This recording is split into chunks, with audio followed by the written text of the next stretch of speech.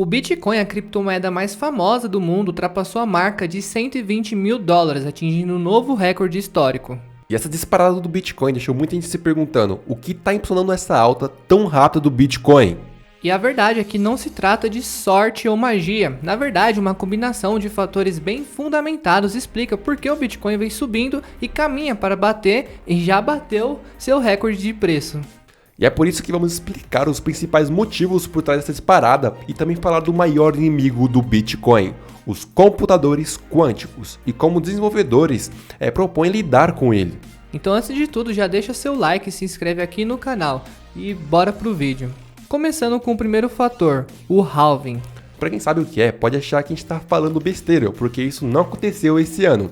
Mas o halving é um dos principais motivos por trás de toda essa alta do Bitcoin desde seu início. Para você que não sabe, o halving é um evento programado que reduz pela metade a emissão de novos bitcoins. O último halving aconteceu em abril de 2024 e cortou 50% da recompensa dada aos mineradores por validarem transações. Na prática, isso significa que a quantidade de Bitcoin novos entrando no mercado caiu muito, diminuindo a oferta disponível dessa cripto. E seguindo a lei básica de oferta e demanda, quando a oferta de um ativo escasso cai e a demanda se mantém igual ou cresce, a tendência é o preço subir, ou seja, o halving ele cria uma escassez programada de bitcoins.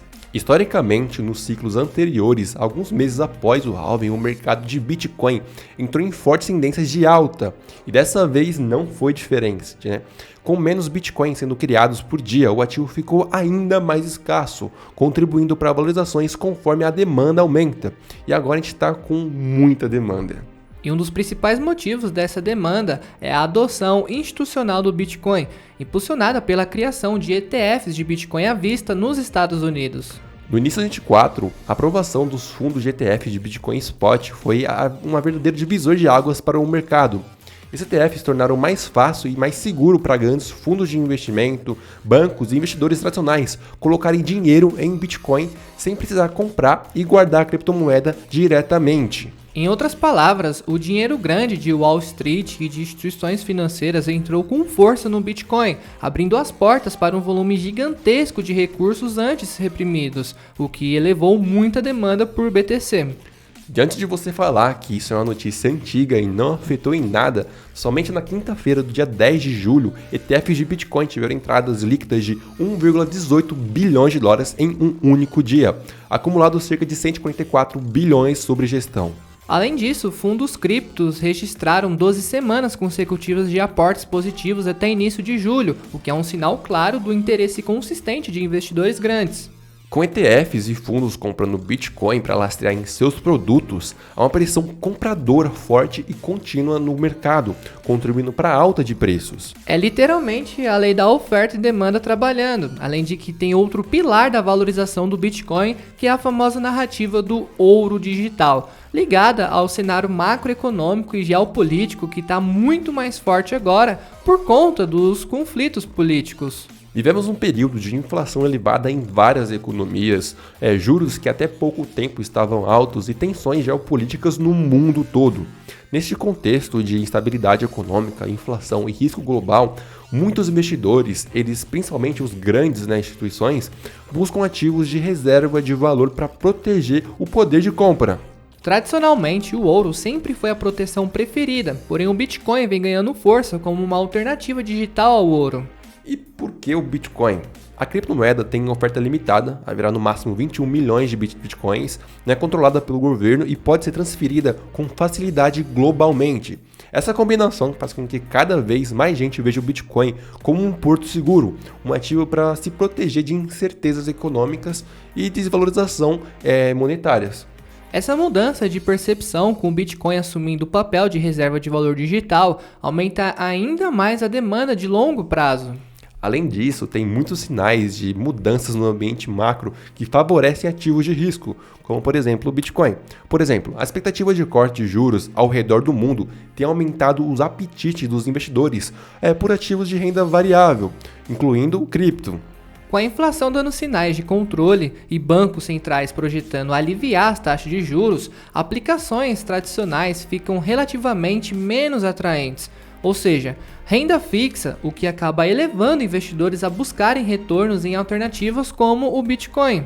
Essa mistura macro, somada à narrativa de hedge contra a inflação, criou um cenário extremamente positivo para o mercado cripto nos últimos meses, né? Não é à toa que tem muita gente falando que o Bitcoin ainda vai chegar em $200 mil esse ano, ou os gráficos também mostram isso. Fora isso, a regulação também entrou em jogo de forma favorável. Diferente de ciclos passados marcados por incertezas regulatórias, agora vemos avanços que trazem mais clareza jurídica e aceitação institucional ao Bitcoin. Nos Estados Unidos, por exemplo, tramitam no Congresso projetos de lei pró-cripto.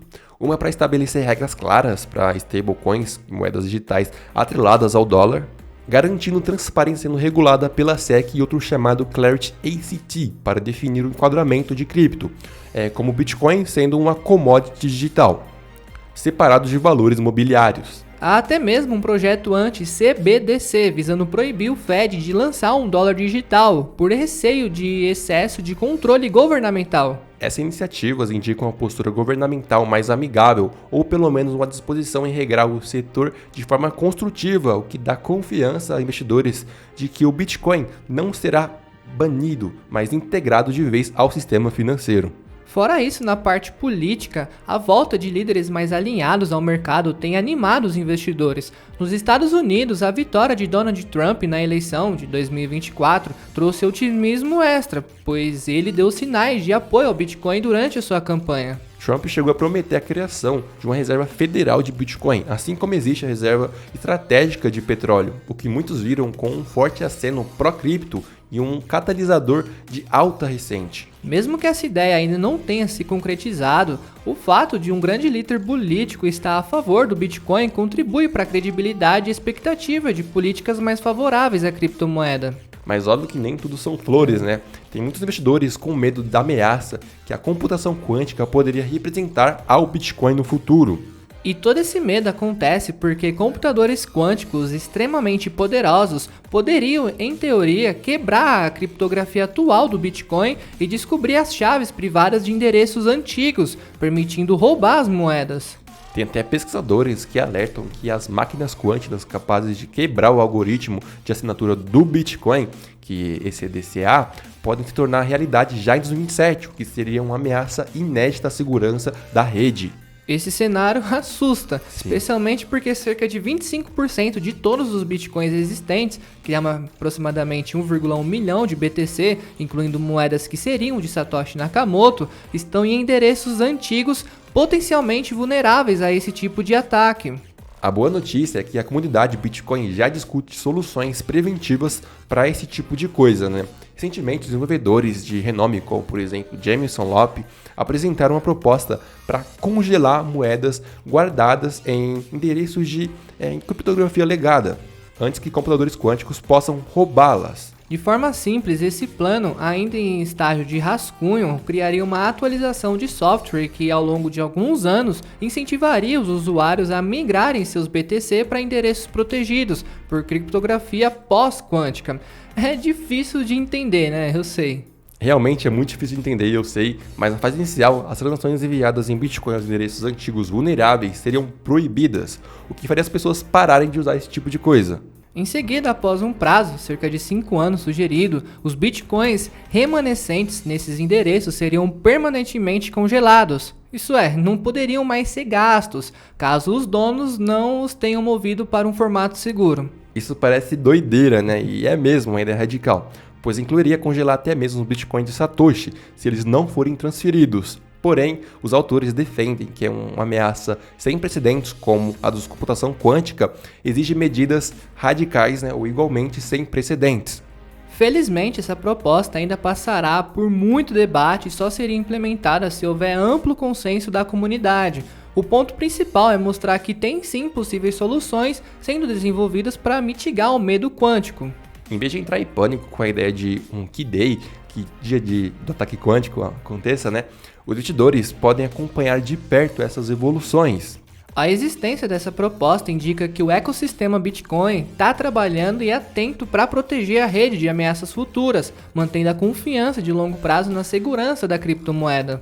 O ponto é que o Bitcoin vem quebrando recordes e você precisa saber aproveitar. Mas calma, não vende a sua casa para comprar Bitcoin. Você precisa saber investir com inteligência. O Bitcoin é um meio de você ter uma reserva de valor em moeda, não centralizada. Então tome muito cuidado, porque ele ainda é uma renda variável.